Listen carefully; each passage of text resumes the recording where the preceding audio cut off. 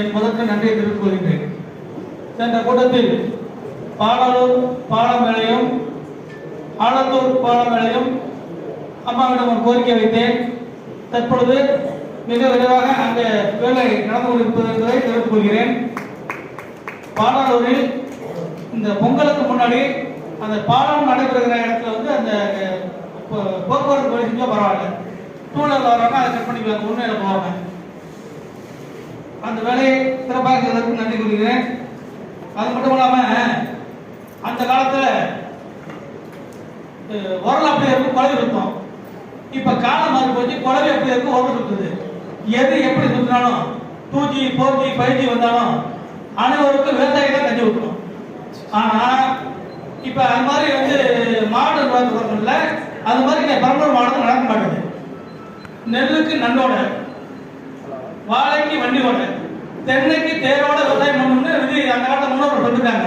ஆனா எத்தனைக்கு எத்தனை அடி வந்து நம்ம குவாரி இடம் விடலாம். பாடாலூர் பஞ்சாயத்துல மட்டுமே சுமார் 50 குவாரிகள் இருக்கு. மறுபடியும் பாடாலூர் கிழக்கு திருவள்ளூர் கிராமத்துல குவாரி ஏலம் விடுவதற்காக கருத்து கூட நடத்துனாங்க. எங்களுக்கு விவசாயம் பாதிக்குது. இப்ப தென்னாப்பிரிக்கால பாத்தீங்கன்னா முதலில் ஒரு நகர்ல வந்து தண்ணி இல்லைன்னு அறிவிச்சாங்க.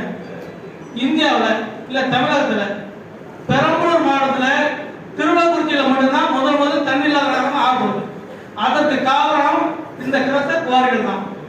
நாங்க ஏற்கனவே சொல்லியிருக்கோம், அந்த ஏற்கனவே உள்ள குவாரிகளை வந்து எங்களுக்கு அளவு கொடுக்க சொல்லியிருக்கோம். நீங்க வந்து பொதுமக்களுக்கு வருகின்ற அதிகாரிகள் பொதுமக்கள் விவசாய சங்க பிரதிகளை வச்சு அளக்கிறது இல்லை, அவங்களே வராங்க, அவங்களே செஞ்சுக்கிறாங்க. இப்ப எங்களோட கருத்து என்ன, இந்த பொங்கல் முடிந்ததுக்கு அப்புறம் பொதுமக்கள், எங்கள் ஊர் பஞ்சாயத்து பொதுமக்கள் 100 பேர், அவங்க எந்த கட்சியா இருந்தாலும் பரவாயில்ல, எந்த வித சங்கமா இருந்தாலும் பரவாயில்ல, கூப்பிட்டு எங்கள் முன்னாடி ஏற்கனவே விட்ட குவாரிகளை அளந்தாங்க. பாத்தீங்கன்னா கீழே 30 அடி அனுமதி வாங்கிட்டு 300 அடி எடுத்தாங்க. நாங்க எல்லா இடத்துலயும் சொல்லிட்டு தான் இருக்கோம். இதை மறுபடியும் கேட்காட்டி நாங்க என்ன பண்றது? அது மட்டும் இல்லாம பாடாலூர் சர்வே 294 அந்த பாதை பிரச்சனைக்கு சென்ற கூட்டத்தில் முறையிட்டு இருந்தோம்.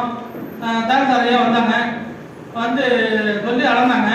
அளக்கிறப்ப அங்க 8 ஏக்கர் வந்து புறம்போக்கு தான் பட்டம் போட்டுருக்காங்க. அவங்க வந்து அந்த ஒரு 8 விவசாயிகள் தான், அவங்க நடக்கிறதுக்கு பாதை விட மாட்டாங்க. அடுத்த முறை விவோ கூட வந்திருந்தாங்க, அவங்கள அளக்கிறவங்கள தடுக்கிறாங்க. நீங்கள் காவல்துறை அனுப்பி பாதிக்கப்பட்ட விவசாயிகளுக்கு பாதை எடுத்து கொடுக்க வேண்டும். அது மட்டும் இல்லாமல் பாடாலூரில் பலதரப்பட்ட மக்கள் வாழ்றதுனால நிறைய பேர் வாடகை வீட்டில் குடியிருக்காங்க. நிலம் இல்லை, வீடு இல்லை.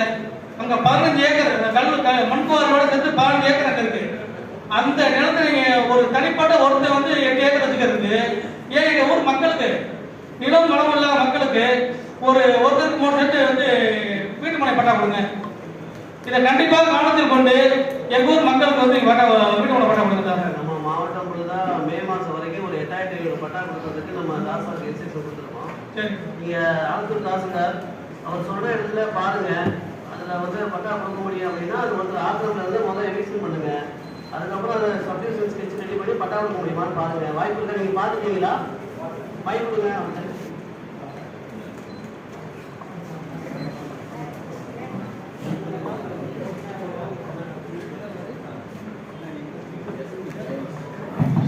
யூடிஆர்ல பட்டா லேண்ட் சார், யூடிஆருக்கு முன்னாடி தரிசார் வந்து பட்டா கொடுத்துருக்கான்னு சொல்றாங்க சார். யூடிஆர்ல பட்டா லேண்ட்,